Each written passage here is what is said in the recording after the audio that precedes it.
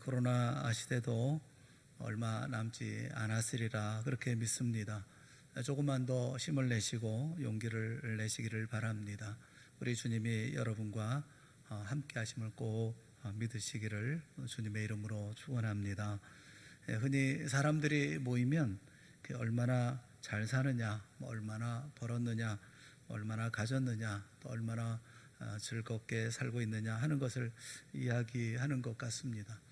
기억에 남는 어느 분의 평생 소원이 전국을 다니면서 우리나라에 맛있는 음식점 다 찾아서 음식을 먹는 게 소원이다, 그런 얘기를 하신 분도 계셔요. 그럴 수도 있겠다 싶어요.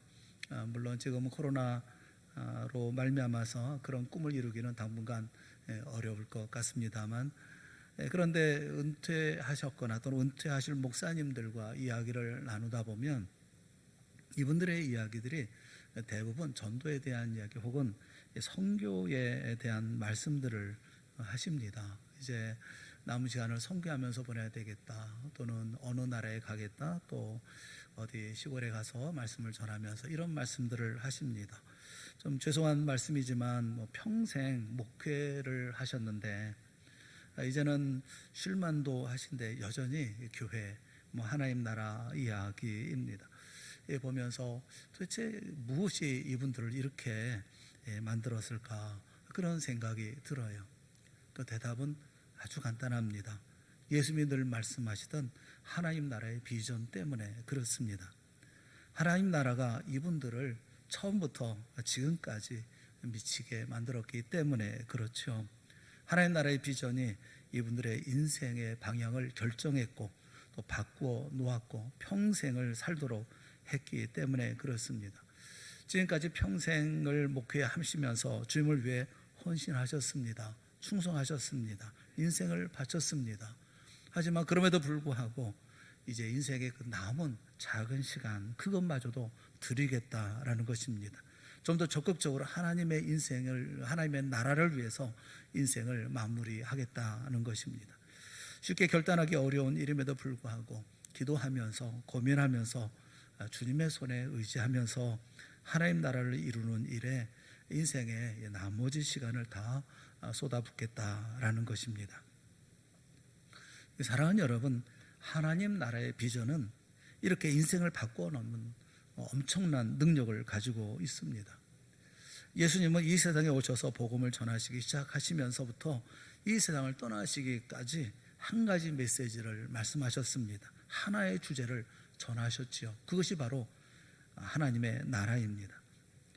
예수님이 사람들 앞에 나타나셔서 처음 입을 여시고 그래서 나오셨던, 처음 하셨던 첫 마디는 회개하라, 천국이 가까웠느니라 라는 말씀이었습니다. 이 천국이라는 말은 하나님 나라에 대한 유대식 표현이죠. 그래서 회개하라, 하나님 나라가 가까웠느니라, 이것이 예수님의 첫 마디였습니다. 그리고 3년 동안 전한 말씀의 중심 주제 역시 하나님의 나라였습니다. 그리고 십자가의 죽음이 서서히 다가올 때, 그것을 느낄 때 예수님의 그 마무리하시는 메시지가 무엇인지 아십니까? 그 역시 하나님의 나라였습니다. 천국은 마치 손에 등불을 들고 신랑을 맞으러 나가는 이런 열처녀와 같다 말씀하시면서 하나님 나라에 관한 말씀을 가지시고 말씀을 하시고 생애를 이렇게 마무리 지으셨습니다. 나중에 십자가에서 우리의 죄와 허물을 짊어지시고 무서운 고통을 당하시고 죽음까지 맛보신 후에 사흘 만에 살아나서 제 아들을 만나셨죠. 40일을 계시면서 제 아들과 이야기를 나누셨습니다. 그런데 부활하신 주님이 승천을 앞두고 오늘 본문에 보면 1장 3절을 보면 말씀을 하시는데 그 주제도 하나님의 나라였습니다. 제 아들과 만나서 하나님 나라에 관한 이야기를 하셨다, 이렇게 말씀을 합니다. 그러니까 예수님이 세상에 오실 때부터 시작해서 마지막 승천하실 때까지 우리 예수님의 최대 관심은 하나님의 나라였다는 것입니다. 주님의 말씀의 주제는 하나님의 나라였습니다. 예수님의 간절한 발행과 그리고 간절한 마음의 생각은 하나님 나라에 집중되어져 있었습니다. 이만큼 하나님 나라는 중요한 것이었습니다. 아마 제자들 가운데는 예수님의 이런 모습을 보고 불만을 가졌을 수 있겠다, 그런 생각이 들어요. 왜냐하면 예수님이 현실 문제에 대해서 관심을 가지면 얼마나 좋겠습니까? 아마도 그런 불만이 1장 6절에 표출된 것으로 보입니다. 죽음을 이기시고 부활하신 예수 하나님의 아들이 눈앞에 계십니다. 세상의 죽음을 이겼다면 최고의 권능이 아니겠습니까? 게다가 예수님은 십자가에서 부활하신 후에 하나님께 하늘과 땅에 있는 모든 권세를 다 위임받았다, 이렇게 말씀하십니다. 이 말은 이 세상에 예수님보다 능한 자도 또는 강한 자도 높은 자도 없다는 것이죠. 이런 분이 제자들과 대화를 나눌 때 눈에 보이지도 않고 또 손에 잡히지도 않는 하나님의 나라에 관한 이야기만 하실 것이 아니라 현실 문제를 말씀해 주시면 얼마나 좋겠나 하는 그런 생각을 제자들이 했던 것 같습니다. 그래서 6절 말씀을 보면 예수님께 묻지요. 이스라엘 나라가 해방될 날이 언제입니까? 좀 알려주십시오, 가르쳐 주십시오 라고 여쭤보았던 것입니다. 지금 이스라엘은 로마 제국의 식민지가 되어서 정말 말로 표현할 수 없을 정도의 그런 착취와 고통을 받으면서 신음하고 있지 않습니까? 이게 얼마나 다급한 일입니까? 얼마나 답답한 현실이겠습니까? 힘만 있으면 당장이라도 로마의 쇠사슬에서 해방시켜 주고 싶은 그런 생각이 누구에게나 일어나는 이런 처참한 환경이었습니다. 이런 현실을 놓고 주님은 한마디도 안 하시는 것입니다. 그리고 하나님 나라 이야기만 하시는 것입니다. 아마 우리들 가운데에도 하나님 나라에 대한 관심만 가지고 말씀하시는 주님에 대해서 불만이 있을 수도 있겠다 싶어요. 제자들과 비슷한 생각을 하지 않을까 하는 생각이 듭니다. 아침에 일찍 일어나면 대부분의 사람들이 성경을 손에 들고 성경을 펴서 성경을 읽기보다 TV를 먼저 켜죠. 그리고 세상 돌아가는 이야기를 봅니다. 또 출근하면서 스마트폰을 가지고 계속해서 세상 이야기를 보거나 듣습니다. 그만큼 우리의 관심은 세상에 가 있습니다. 물론 경건하게 살기를 결심하고 아침 일찍 일어나 성경 말씀을 듣고 또 조용히 또 무릎을 꿇고 하나님 앞에 앉는 그런 분들도 계시지만 성경보다는 또 세상 뉴스를 먼저 찾는 분들이 대부분일 것입니다. 그 이유가 뭐겠습니까? 그만큼 세상 일이 우리에게 심각한 사안이라는 말입니다. 여러분, 그렇지 않습니까? 우리의 안전 그리고 우리가 먹고 사는 일에 세상 일치고 우리에게 심각하지 않은 것이 어디 있습니까? 무엇보다 현재 우리가 고통하고 있는 이 팬데믹 상황, 매일 우리의 관심사가 뭡니까? 확진자가 얼마나 나왔나 하는 것이 아닙니까? 오늘 얼마나 늘었나, 확진자가 얼마나 늘었을까, 늘었나 줄었나, 이런 관심이죠. 또 그리고 그 확진자가 어디서 나왔나 하는 것도 확인하죠. 혹시 내 주변에서 이런 확진자가 나오지는 않나, 나는 코로나로부터 안전한가, 우리 가족은 팬데믹을 무사히 건너갈 수가 있을까, 생계는 계속 유지될 수가 있을까, 백신은 언제 맞을 수 있지, 백신의 효능은 또 어떨까, 우리는 마스크를 벗고 언제 일상으로 돌아갈 수가 있을까. 이 현재 문제는 여전히 우리를 괴롭히는 문제입니다. 또 정치 상황도 그렇습니다. 제가 재개발 때문에 광명에서 이 개봉으로 이사를 하게 되었습니다. 졸지에 저는 서울 시민이 되어져 버렸습니다. 서울 시민이 되는 바람에 서울시장을 누구를 뽑아야 할까 하는 고민까지 제가 더 얹어서 고민하게 되었습니다. 난립하는 후보들 가운데 어떤 분을 선택해야 되나 하는 것 때문에 고심해야 되겠습니다. 한숨이 나올 정도의 그런 정치 상황이죠. 그렇지 않아도 코로나로 심해 붙이게 살고 있는데 우리나라의 정치 상황, 이거 이대로 괜찮은 것입니까? 정치를 잘해야 백성들이 편안할 텐데 사실 정치도 걱정이죠. 경제 문제 또한 우리에게 얼마나 시급한 문제입니까? 온 세계의 경제가 언제 회복될지 미지수입니다. 하루 살기조차 힘들어지는 시대에 우리는 살고 있습니다. 코로나로 잃은 그런 손해가 막심합니다. 산산이 부서진 꿈들은 또 얼마나 많습니까? 뿐만 아니라 자녀 교육 문제는 어떻습니까? 지난 한 해 동안 우리 아이들이 학교에 간 것은 열 손가락으로 꼽을 정도입니다. 낯선 그 온라인 수업으로 교육의 질과 양은 극단적인 양극화 현상을 가져왔다고 그럽니다. 그 밖에 가정 문제, 사업 문제, 건강 문제, 앞으로 내가 추구하는 목표와 그것을 달성할 수 있는 성공의 문제, 우리에게 있어서 모두 중요한 현실의 문제들입니다.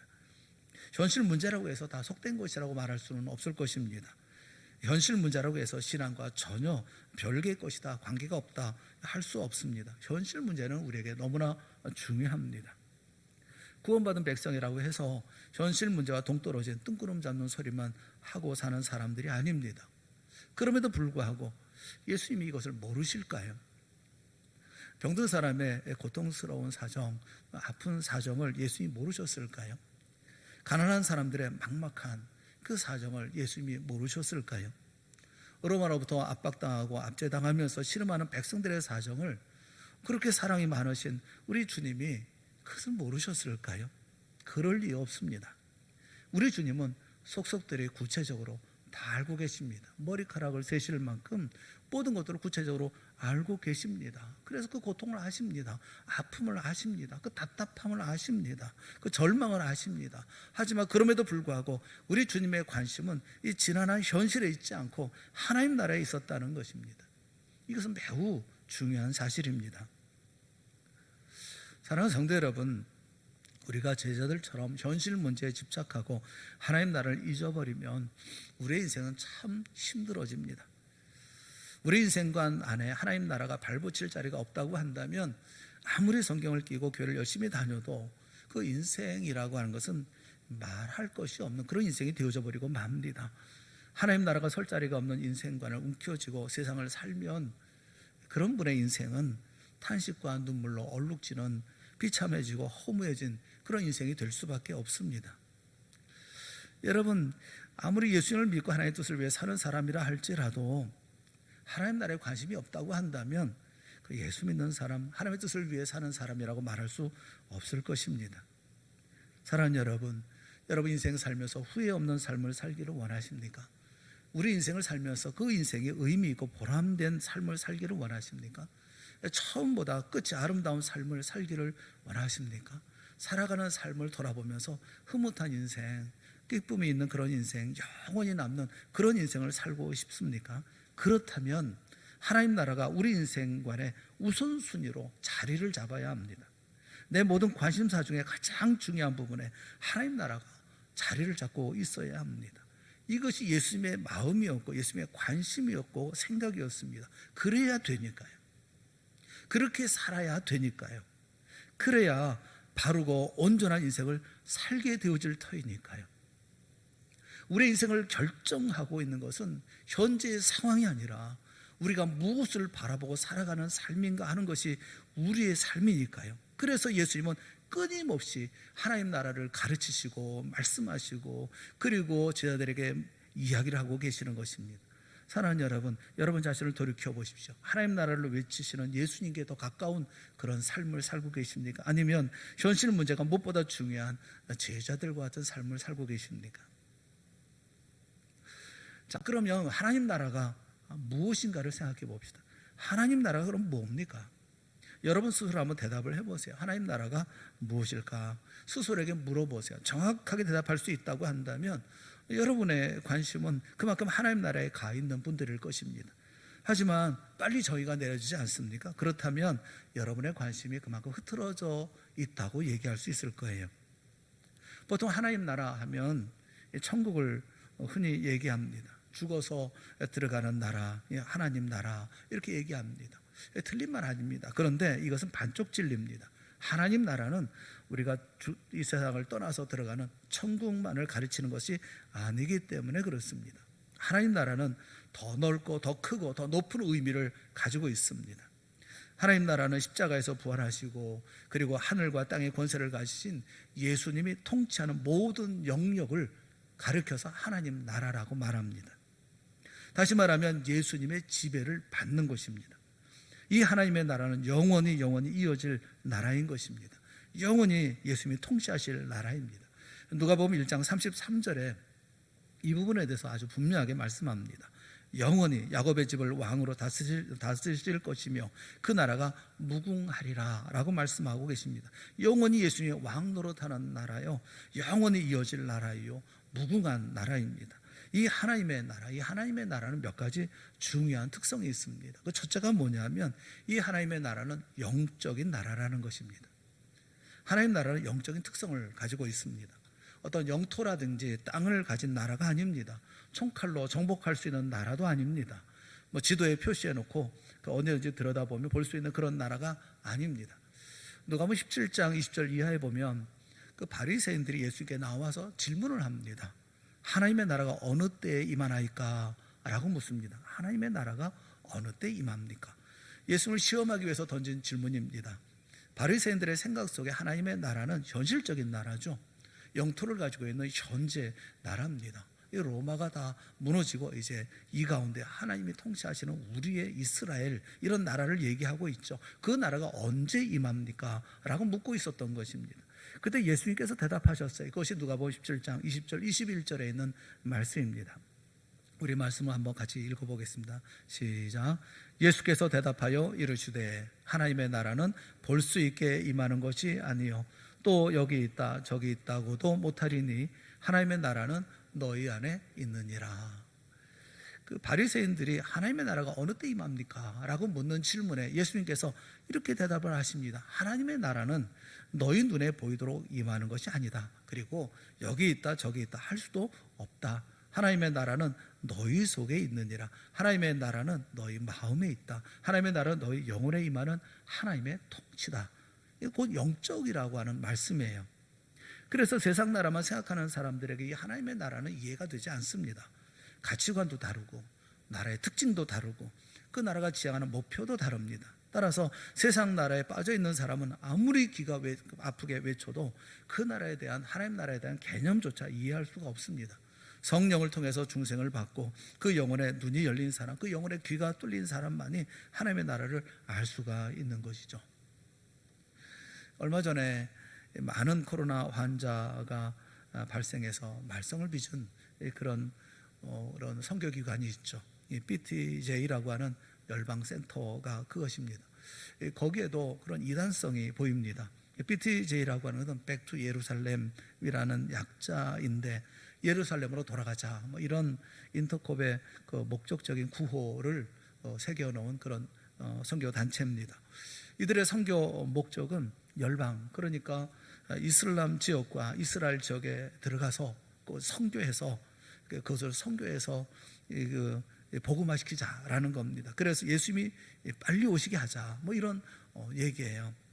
복음이 예루살렘에 전파될 때 예수님이 재림하신다고 하는 계시록의 내용을 인용해서 이렇게 선교를 하고 있는 거죠. 그래서 많은 젊은이들이 아랍권으로 나가서 아주 공격적인 그런 선교를 하고 있습니다. 이런 부분들이 많은 문제를 야기하고 있어서 저희 합동교단에서는 교류금지 조치를 내린 그런 단체입니다. 여러분, 예수님의 재림은 우리가 당기거나 미룰 수 있는 것이 아닙니다. 우리가 하는 것에 따라서 예수님의 재림이 당겨지거나 미뤄지는 게 아닙니다. 그리고 하나님의 나라는 지역적인 것이 아닙니다. 어디가 다 선교가 완성이 되면 다 되는 게 아닙니다. 하나님의 나라는 영적인 거예요. 어떤 지역이 복음화되는 것이 아니라 세상 모든 사람들의 심령에 우리 주님의 통치가 이루어지는 하나님의 나라가 이루어져야 하는 것입니다. 이거 영적인 나라라는 개념을 이해하지 못하면 자꾸 이렇게 현실적으로 부딪혀 나가는 것이죠. 여러분, 영적 하나님의 나라를 위해서 일하고 계십니까? 아니면 세상적인 하나님의 나라를 위해서 일하고 계십니까? 하나님 나라는 영적인 나라입니다. 여러분의 심령 속에, 여러분의 가정 속에, 여러분의 인생과 삶 속에, 우리 동산교회 안에 이런 영적인 하나님의 나라가 이루어질 수 있기를 주님의 이름으로 축원합니다. 하나님 나라의 특징은 영적이다라는 겁니다. 두 번째 특징은 범세계적인 그런 특징을 가지고 있다는 것입니다. 범세계적이라고 하는 말은 차별이 없다라는 겁니다. 모두라는 겁니다. 하나님 나라는 이스라엘 백성이 독점하는 나라가 아니라는 거예요. 팔레스타인에 있는 이런 이스라엘 백성들만 모여서 세우는 나라가 아닙니다. 1장 8절을 보면 성령이 임하시면 처음에 하나님의 나라가 예루살렘부터 시작된다, 그렇게 말씀하시죠. 그리고 온 유대와 사마리아까지, 마지막에는 어디까지 확장됩니까? 땅 끝까지 하나님 나라가 확장이 됩니다. 그래서 하나님 나라는 협소와 민족주의가 절대로 자리 잡을 수가 없습니다. 그리고 하나님의 나라에는 인종차별도 없습니다. 국경의 차이도 없습니다. 계층 간 차이도 없습니다. 성별 차이도 없습니다. 모든 백성, 모든 민족이 초청을 받아 하나님의 거룩한 백성을 이루어 나가는 나라입니다. 그래서 이 나라가 완성될 때의 모습에 대해서 요한계시록 7장 9절 10절 말씀에 보면 우리에게 이렇게 예언을 하고 있어요. 내가 보니 각 나라와 족속과 백성과 방언에서 아무도 능히 셀 수 없는 큰 무리가 나와. 각 나라와 족속과 백성과 방언에서, 이 말은 범세계적으로 모든 사람이 모여드는 것을 말하죠. 이 큰 무리가 나와 흰 옷을 입고, 이 흰 옷을 입는다는 말은 예수님께서 깨끗하게 하게 해주신, 예수님의 의를 힘입은 그런 사람을 말하죠. 흰 옷을 입고 손에 종려가지를 들고 큰 소리로 보좌 앞에 앉으신, 보좌에 앉으신 하나님과 어린 양 예수 그리스도에게 찬송을 한다. 어떻게 찬송합니까? 구원하심이 보좌에 앉으신 우리 하나님과 어린 양에게 있도다 하고 큰 소리로 찬양하는 나라. 여러분 한번 상상해 보십시오. 흑인도 백인도 서양 사람, 동양 사람, 잘난 사람, 못난 사람, 그 나라에는 아무런 의미가 없습니다. 가진 사람, 못 가진 사람, 배운 사람, 못 배운 사람, 사람의 구별이 없어요. 모두가 다 천사와 같이 아름다운 존재가 아닙니까? 흰옷을 입고 종려가지를 들고 구원하심이 보좌에 앉으신 우리 하나님과 어린 양에게 있도다, 이렇게 큰 소리로 찬양을 합니다. 그러면 천사들이 소프라노, 엘토, 테너 베이스로 우렁차게 하나님의 이름을 또 찬양을 화답을 합니다. 이런 나라가 온다, 이렇게 말씀하죠. 이게 하나님 나라의 모습이에요. 거기 무슨 증오가 있고, 거기 무슨 악의가 있으며, 거기에 무슨 미움과 사기가 있겠어요? 거기에 무슨 죽음이 있고 아픔이 있고 주림과 목마름과 눈물이 있겠습니까? 바로 그 나라가 온다, 이게 하나님의 나라다라고 말씀하고 있어요. 요한계시록 이런 나라에 대해서 예언하고 있습니다. 저는 그 말씀 그대로 이루어질 줄로 믿습니다. 하나님의 나라는 온 범세계적인 그런 나라예요. 그리고 하나님의 나라는 세 번째는 점진적으로 확장되는 특징이 있습니다. 문제는 하나님의 나라는 금방 이루어지지 않습니다. 하루아침에 되는 게 아니라는 거예요.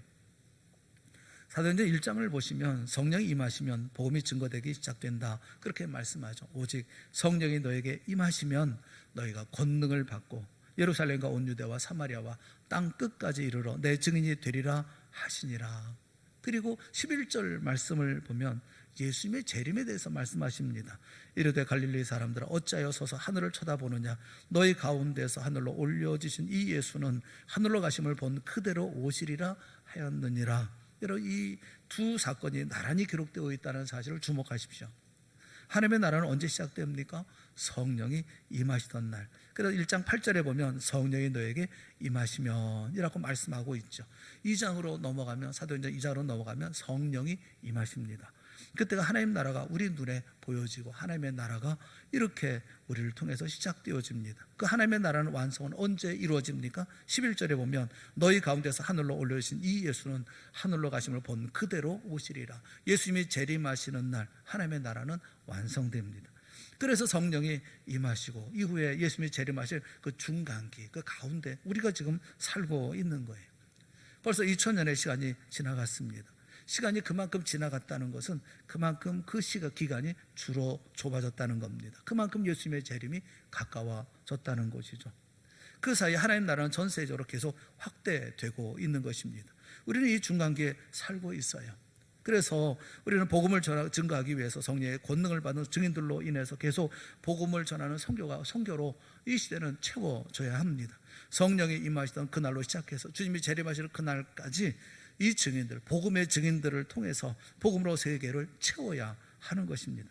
그래서 모든 사람들이 예수 믿고 돌아오도록, 마치 물이 바다를 덮은 것처럼 모든 민족이 주님 앞으로 돌아오도록 하는 일에 우리는 전력을 다 쏟아야 하고 하나님 나라가 이 땅에 임하도록 우리가 힘을 다해야 하는 것입니다. 주님의 통치가 이루어지는 하나님의 나라에는 이런 특징이 있어요. 첫째는 영적인 나라라는 것이고, 두 번째는 범세계적인 나라라는 것이고, 세 번째는 점진적으로 조금씩 확장되는 나라라는 거예요. 여러분, 우리 모두는 바로 이 하나님 나라에 이미 동참하고 있습니다. 하나님 나라는 이미 임하였고 그리고 이미 진행되고 있어요. 우리는 거기에 동참하고 있는 거예요. 뿐만 아니라 그 나라를 위해서 중요한 직분을 소명으로 우리가 받고 있는 것입니다. 악의 세력이 무서울 정도로 온 세상을 짓밟고 있는 현실을 보면서도 그래서 우리는 절망하지 않습니다. 우리가 절망하지 않는 이유가 뭡니까? 하나님의 나라가 점점 완성되어 가고 있기 때문에 그렇습니다. 세상에 오만 가지 악이 자녀들을 끌어가고 이 세상을 더럽히고 온 세상을 지옥같이 만들어 감에도 불구하고 우리가 낙심하지 않는 이유는 하나님의 나라가 완성되어져 가는 것을 우리가 영적인 눈으로 보기 때문에 그렇습니다. 인생 살기 얼마나 힘듭니까? 얼마나 어렵습니까? 십자가는 얼마나 또 무겁습니까? 아침 저녁으로 눈물 마를 날이 없는 삶을 사는 분들이 우리 주변에 얼마나 많습니까? 그럼에도 불구하고 쓰러졌다가 다시 일어나서 주여를 외치면서 하루하루 힘있게 살려는 이유가 뭡니까? 바로 하나님 나라가 있기 때문에 그렇습니다. 하나님 나라가 다가오기 때문에 그렇습니다. 하나님 나라가 완성되어져 가고 있기 때문에 그렇습니다. 그래서 우리는 역사의 주인의식을 가져야 합니다. 우리가 주인이요, 하나님 나라를 늘 대망하고 살면서 이 땅에 하나님의 나라가 임할 것을 기대하는 그 사람이 이 역사의 주인입니다. 예수 믿고 교회 다니는 이상 하나님 나라와 관계없는 사람처럼 생각하지 마십시오. 행동하지 마십시오. 세상 사람들은 긍정적으로 소망적으로 아무리 좋은 말을 하려고 해도 자신들도 세상이 어떤지 압니다. 자신들이 쌓아놓았던 것이 어느 날 어느 한순간 다 사라져버릴 것이라고 하는 것을 그들도 압니다. 우리는 하나님 나라 위해서 삶을 살아야 합니다. 어떤 분들은 그런 얘기를 할 수가 있어요. 그러면 맨날 교회에서만 살아야 됩니까?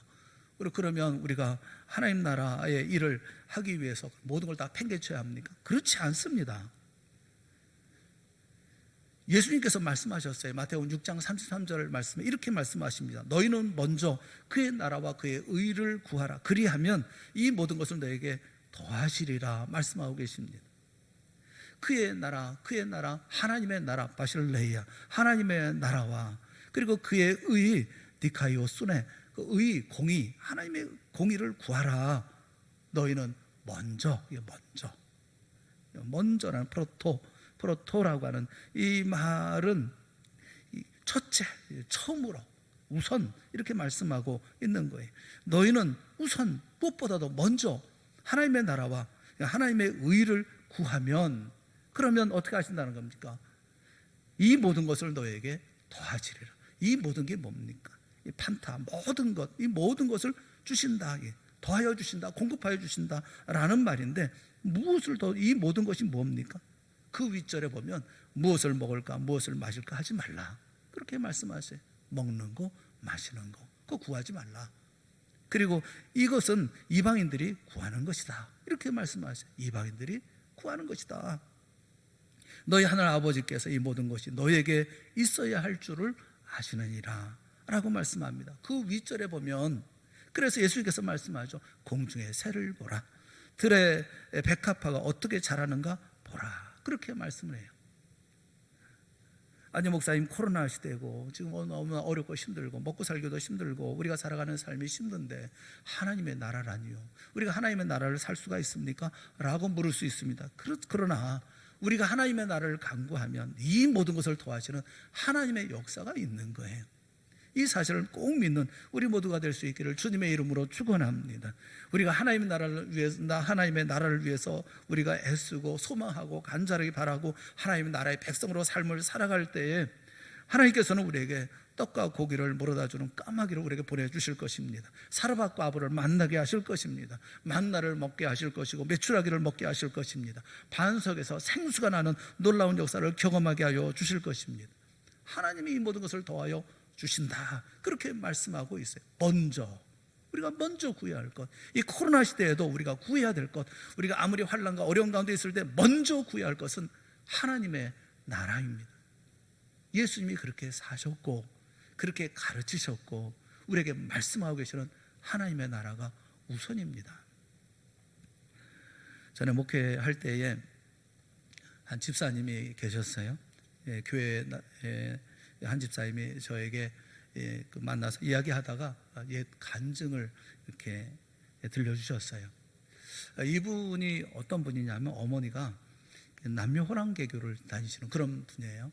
근데 부인은 또 교회를 다니죠. 근데 한 집안에 종교가 두 개 있으면 안 된다, 그래가지고 교회를 못 가게 했었어요. 그 여집사님이 교회를 몰래 다녔습니다. 못 가게 하니까. 그러다가 교회 갔다가 올 때에도 남편이 있을 때 들어가면 혼날까봐 남편 잘 때까지 밖에서 추운데 덜덜 떨다가 들어가곤 했다고 그래요. 그렇게 교회 가는 거 핍박했던 분이 어떻게 이제 교회를 나오게 되었습니다. 교회를 처음 이제 나와서 초신자 시절이었다는 거예요. 그분이 픽업을 몰면서 이제 멀리 다니면서 이제 그 여러 가지 일들을 했었는데, 한 번은 이런 초신자 시절에 이제 강원도를 갈 일이 있었답니다. 강원도에서 일을 다 마치고 그리고 이제 집으로 오는 곳이죠. 인천에서 강원도니까 거리가 꽤 되죠. 그런데 강원도에서 이제 집으로 올 때 갑자기 폭소를 만난 거예요. 갑자기 눈이 펑펑 쏟아진 것입니다. 이분이 아시다시피 이런 1톤 트럭 이거 얼마나 미끄럽습니까? 뭐 차에 얼마나 많이 힘들고 또 그렇게 많이 미끄러지겠어요. 뭐 걱정이 그냥 태산같이 많아졌죠. 그렇다고 해서 뭐 여유가 있어서 어디 좀 쉬었다 갈 수도 없는 상황이고, 집에는 가야 될 터인데 눈은 펑펑 쏟아지고 또 길은 미끄럽고 뭐 한치 앞도 보기가 어렵고, 그러면서 또 어쩌다가 이 강원도길이 얼마나 또 고비고비 또 힘듭니까? 이런 위험한 길이 얼마나 많습니까? 그러니까 너무너무 힘든 거예요.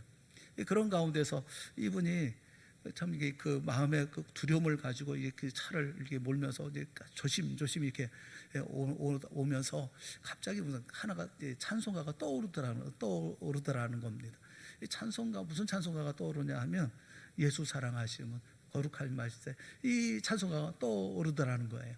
초신자라서 이 찬송가 다 모르고 오직 한 가지 떠오르는데 후렴 부분만 떠오르다는 거예요. 앞부분도 생각이 안 나고 뒷부분만 생각이 나더라는 거예요. 그 뒷부분이 날 사랑하심, 날 사랑하심, 날 사랑하심, 성경에 쓰였네, 이것만 생각이 나더라는 거예요. 그래서 그 찬송을 이렇게 부르면서 왔다는 거예요. 계속 찬송을 부르면서 날 사랑하심, 날 사랑하심, 날 사랑하심, 성경에 쓰였네, 이렇게 찬송을 부르면서 이렇게 계속 한 번 불러, 두 번 불러, 세 번 불러, 네 번 불러 계속 거듭거듭 생각나는 부분이 그 부분이니까 찬송을 부르는 동안에 자신도 모르게 마음이 뜨거워지더라는 거예요. 마음에 뜨거움이 있고 마음에 편안함이 오고 또 마음에 기쁨이 생기고 감격이 생기고 어느 사이에 자기 눈에 눈물이 줄줄줄 흐르면서 많이 이게 감격이 되더라는 겁니다. 그렇게 그냥 찬송을 부르면서 그냥 기쁨으로 찬송을 부르고, 날 사랑하시는 주님, 주님이 날 사랑하신대, 성경에 쓰였대, 뭐 이러면서 계속 찬송을 그것만 계속 부르면서 그 운전에 왔는데 오다 보니 집에까지 왔다는 거예요.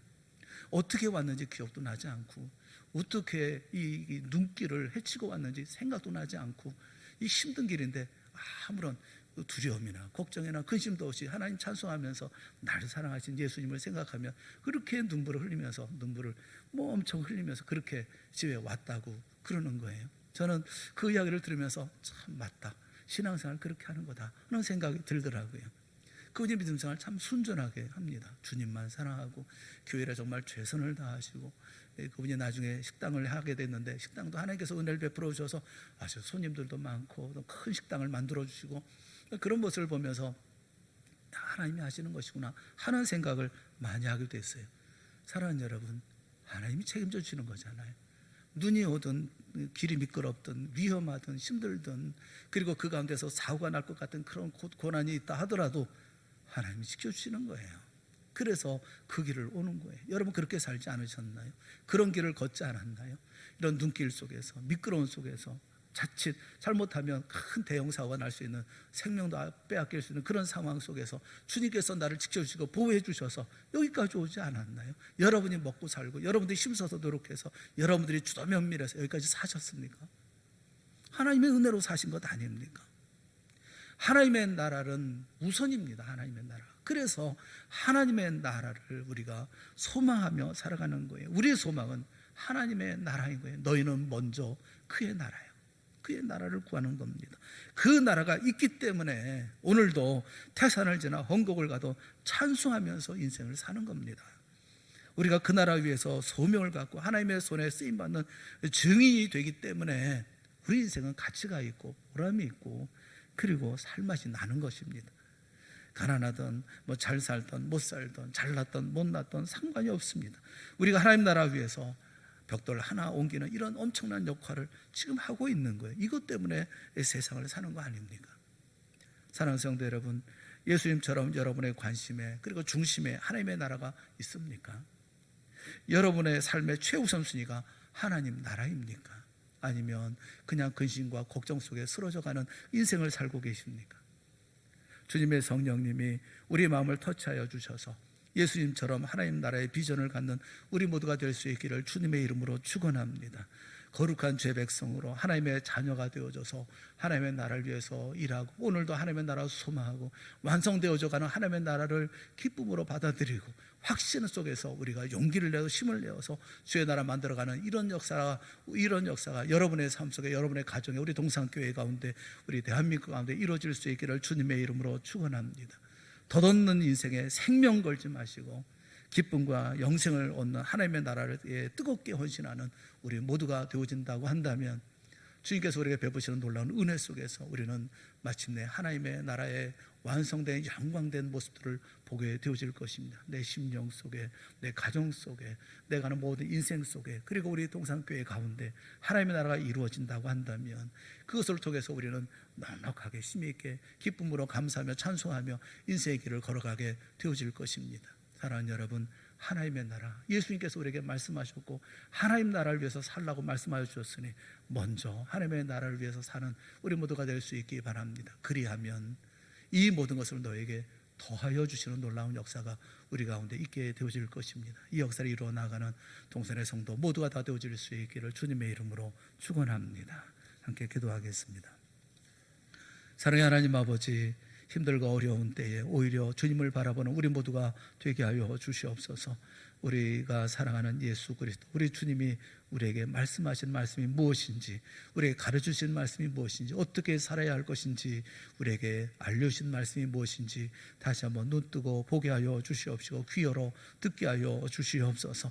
어렵고 힘든 가운데서 할지라도 오히려 하나님 나라에 이루는 귀한 믿음의 성도들이, 우리 동산의 성도들이 되게 하여 주시옵시고, 그 영광의 자리에 동참하는 저희 모두가 되어질 수 있도록 은혜 베풀어 주시옵소서.